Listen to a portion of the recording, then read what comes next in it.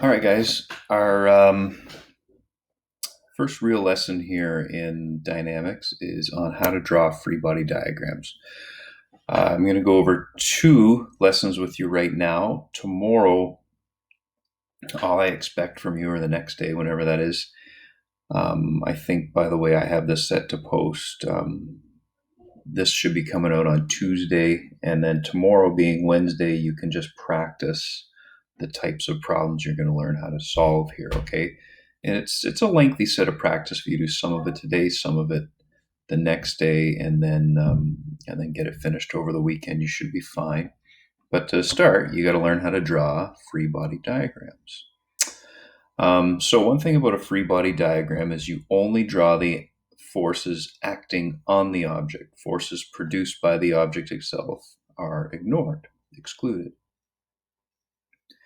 And the forces are simply vector arrows pointing away from the object. So if you, say, had a book sitting on a desk, you just sketch a little rectangle, and we could call it book if you wanted to. And you've got, let's say, a force of gravity down. The desk holds it up, and there's no side-to-side forces. So that is a free body diagram, albeit a fairly poorly drawn free body diagram for a book sitting on a desk.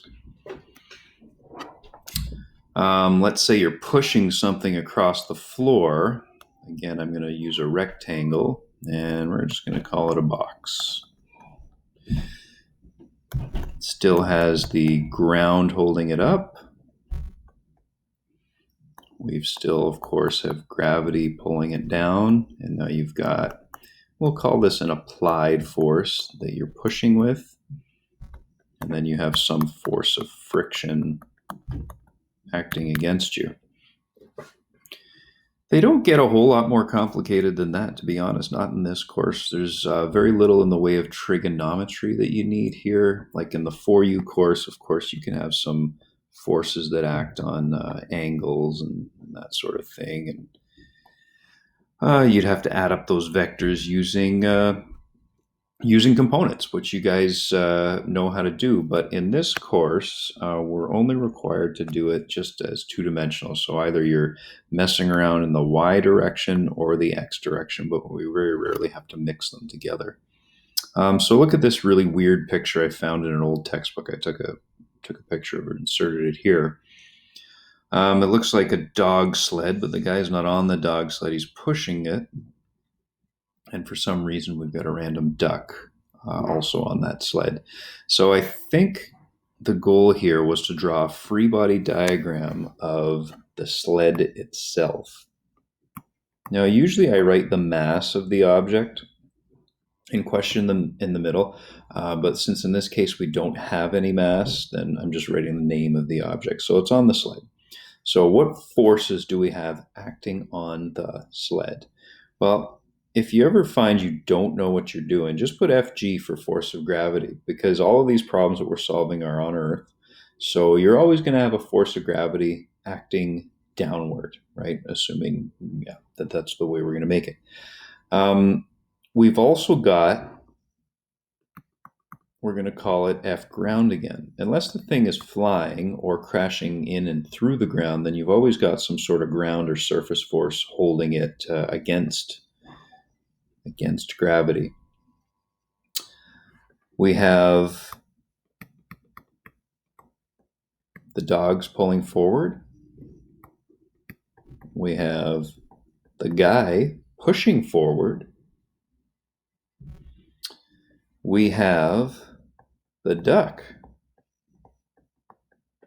pushing down on it because of its own force of gravity. And then finally, this is going along the ground, so we'll put in a force of friction. And that can include like air resistance. It's just any resistive force to the motion of the object. So right there, now I wouldn't even really have you do mathematics with a problem like this, but it's a pretty good communication problem to put on a test. Just give you a bunch of stuff in a picture and say, draw a proper free body diagram for that object. And you isolate the duck by and the sled by drawing circles around them. That would be if we were drawing a free body diagram for the duck as well, which we didn't. Same textbook, again, obsessed with ducks somewhat. If we wanted to draw, I don't know, let's say the person, free body diagram for the person.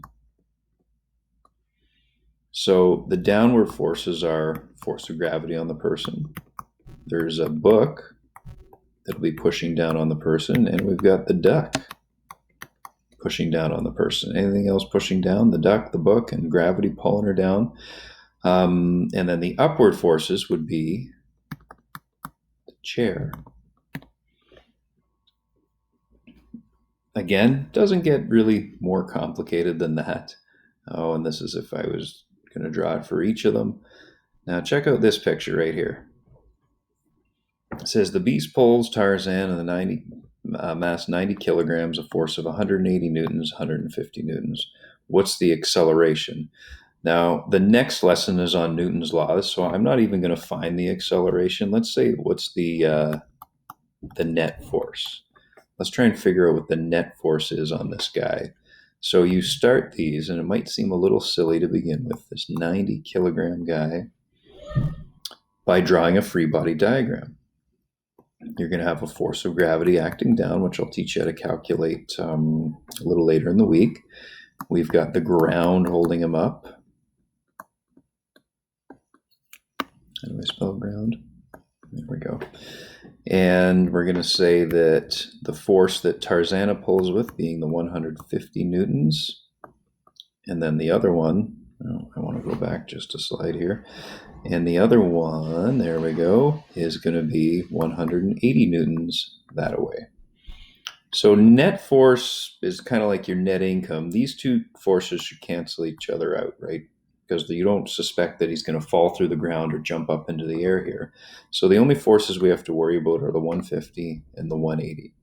So to get the net force, if we assume that right is positive, it's going to be 150 newtons right minus 180 newtons to the left, which means the net force on this guy, on Tarzan, is going to be negative 30 newtons, which in this case just means 30 newtons to the left. See, we can't forget about all of our vector knowledge, but we can push it off to the side a little bit. We just have to think about positives, negatives, and directions a little bit. But you can see here, we just dealt with right and left forces, so it's pretty easy to do as long as you're okay handling, integers from elementary school. And I can forget about that.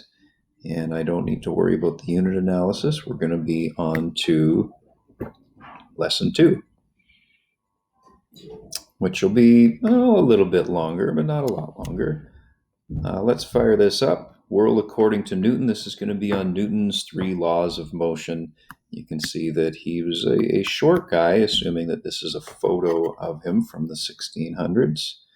So any object in the universe right now or anytime can only be doing these 3 things. One of these 3 things can be at rest, it can be moving but at a constant velocity, or it can be changing its velocity, which means accelerating.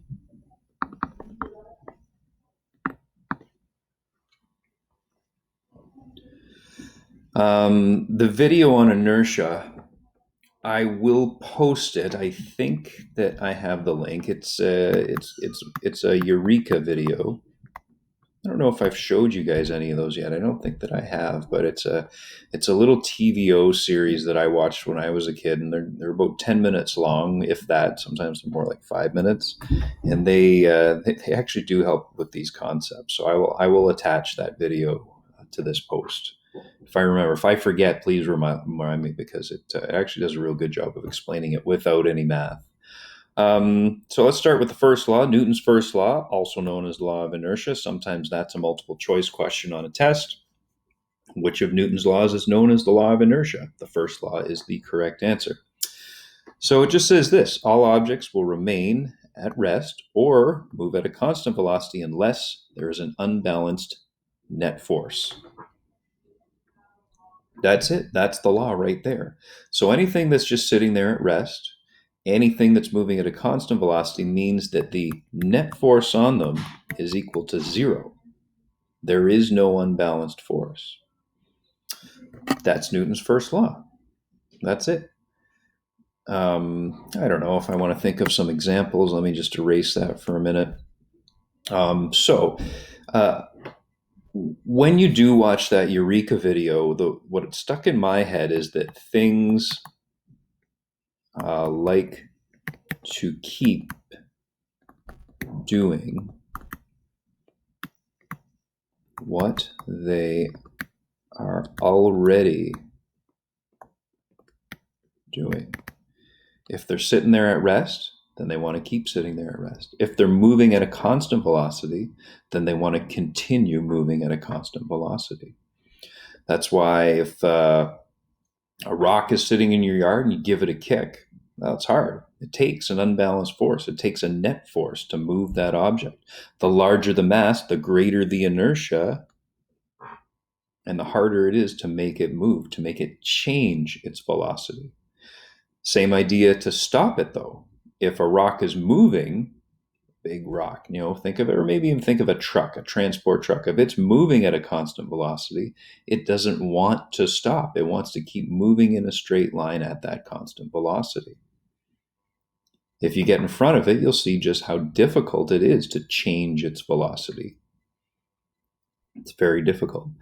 Wearing seatbelts is a good example of the first law. The reason you put on a seatbelt in a car is to make you a part of the car. And then instead of you being a mass and the car being a mass that are separate, then you and the car essentially behave as one mass. If the car comes to an abrupt stop, you come to an abrupt stop. If you don't wear your seatbelt and the car comes to an abrupt stop, like let's say you hit a tree or you just jam on the brakes for that matter, then since you're a separate mass, you want to keep doing what you are already doing, which is continuing in a straight line at a constant velocity. And that's why people fly through the windshield. The car comes to an abrupt stop, you keep on going because you're a different mass and you want to keep doing what you're already doing. Wearing the seatbelt makes you a part of the car.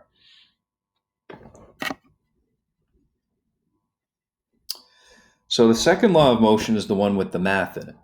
And it's this: acceleration of an object depends inversely on its mass and directly on the unbalanced or net force on the object. So now that's a lot to understand. It's very mathy, but essentially what it means is this. It means acceleration is equal to net force divided by mass, directly with the net force and inversely with the mass. It's a formula. If you like to lean on triangles, it's A, F net, and mass. The mass always has to be in kilograms. The acceleration is always in meters per second squared. As you'll see, you can also write it as newtons per kilogram. I'll show you that at some point. And the net force, of course, is in newtons.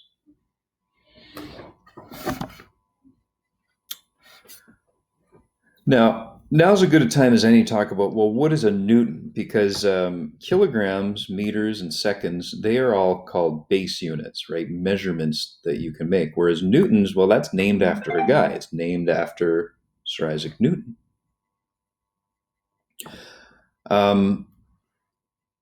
So it's a derived unit. If you think about how we get force, look at this formula that we just got. It's mass times acceleration. Well, if mass is in kilograms and acceleration is in meters per second squared, then the units for newtons is equal to kilogram meters per second squared. And I think this is the first time in the course where we're actually talking about base units as opposed to derived units. Where you're going to see that is in like a multiple choice question. Which of the following is the correct base units for a newton? Look for kilogram meters per second squared. That is the base units for newtons. I have more videos. I made a mess of this thing now, but there are more videos to go with this stuff on acceleration which they're not as good as the inertia one, but they're the same sort of Eureka 5 minutes, and they will help you out if you just watch them. The third law is probably the only one that all of you have heard about before. It's the old action reaction law, and it's simply that for every action force, there's an equal and opposite reaction force. If you punch a wall with your fist, then the wall also punches your fist with the same but opposite force. That's why it hurts. You apply a force to the wall applies a force to you, equal in strength, but opposite in direction.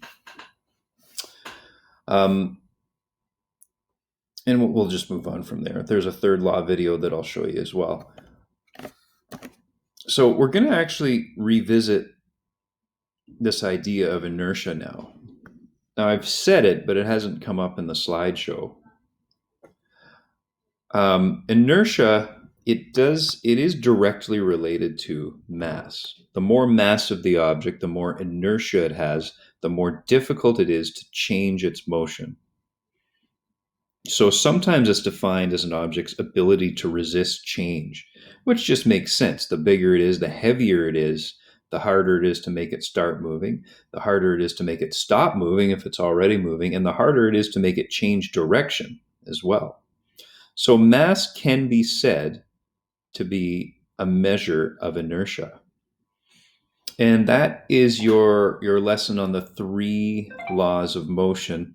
I might come back on later and just show you more mathematical examples, because I don't have anything right here right now on how to use that formula. So I'm just going to keep my annotations there.